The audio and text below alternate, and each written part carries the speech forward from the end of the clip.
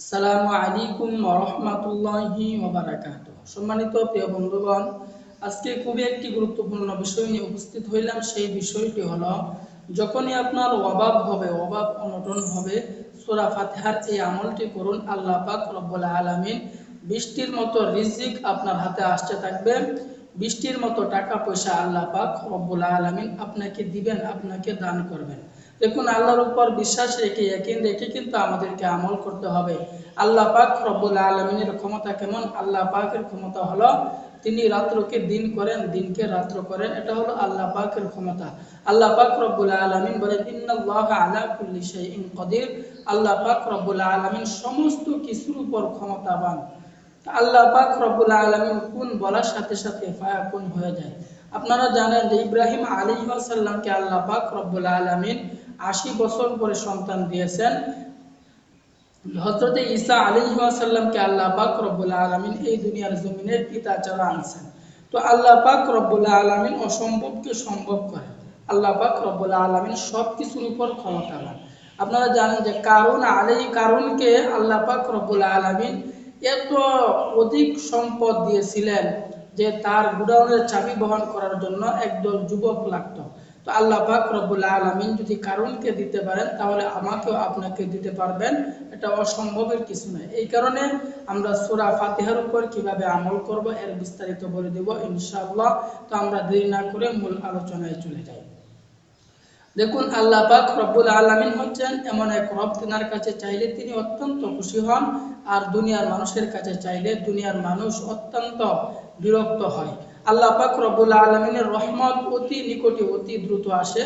আল্লাহ পাক রব্বুল আলামিন বলেন, লা তাকনাতু মির রাহমাতিল্লাহ, যে আমার রহমত থেকে কখনোই নৈরাশ হয়ে যেও না। দেখুন, আল্লাহ পাক রব্বুল আলামিন বান্দাকে দেওয়ার জন্য শেষ রাত্রিতে ডাকতে থাকেন, কেউ আসো নাকি অভাবের মধ্যে আমার কাছে চাও, কেউ আসো নাকি ঋণের মধ্যে আমার কাছে চাও, কেউ আসো নাকি অভাব অনটনের দিন কাটাইতেছো আমার কাছে চাও, কেউ আসো নাকি অসুস্থতার মধ্যে আমার কাছে চাও।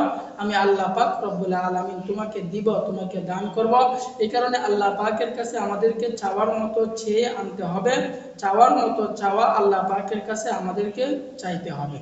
তো আমরা কিভাবে সূরা ফাতিহার এই আমলটি করব এর বিস্তারিত বলে দিব ইনশাআল্লাহ। তো আমাদের প্রথমে কাজ হচ্ছে আমরা সূরা ফাতিহা মুখস্থ করে নিব। সূরা ফাতিহা হচ্ছে আলহামদুলিল্লাহি রাব্বিল আলামিন আর রহমানির রহিম মালিকি ইয়াউমিদ্দিন ইয়াকা না'বুদু ওয়া ইয়াকা নাস্তাঈন ইহদিনাস সিরাতাল মুস্তাকিম সিরাতাল লাযীনা আন'আমতা আলাইহিম গায়রিল মাগদুবি আলাইহিম ওয়ালাদ-দাল্লিন।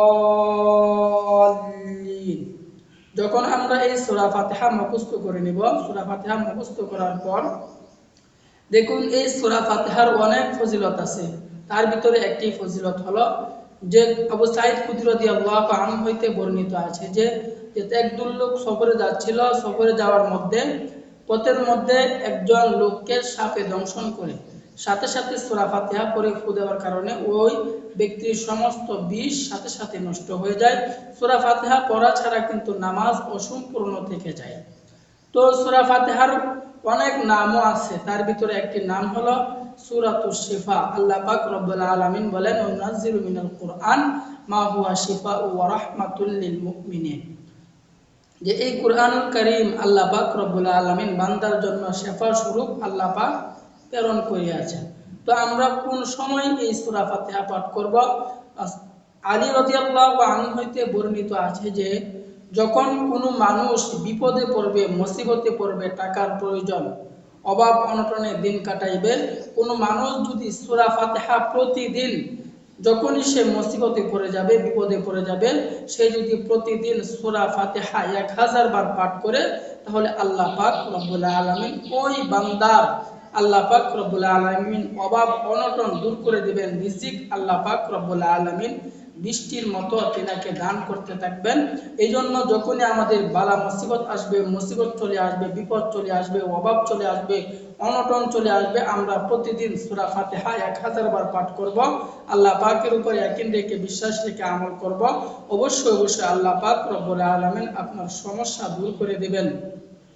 আপনার অভাব অনটন আল্লাহ পাক দূর করে দিবেন। এখানে আরেকটি কথা হলো, শুধু আমল করলাম আর ইসলামের কোনো বিধিবিধান মানলাম না, তাহলে কিন্তু আমার কোনো আমল কাজে আসবে না।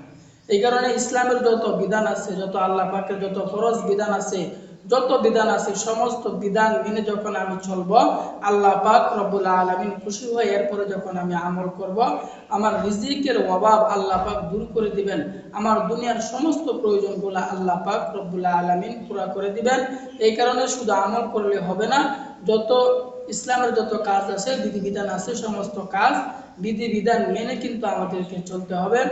এই জন্য আল্লাহ পাক রব্বুল আলামিন আমাদের সকলকে বুঝার আমল করার তৌফিক দান করুন। আমিন।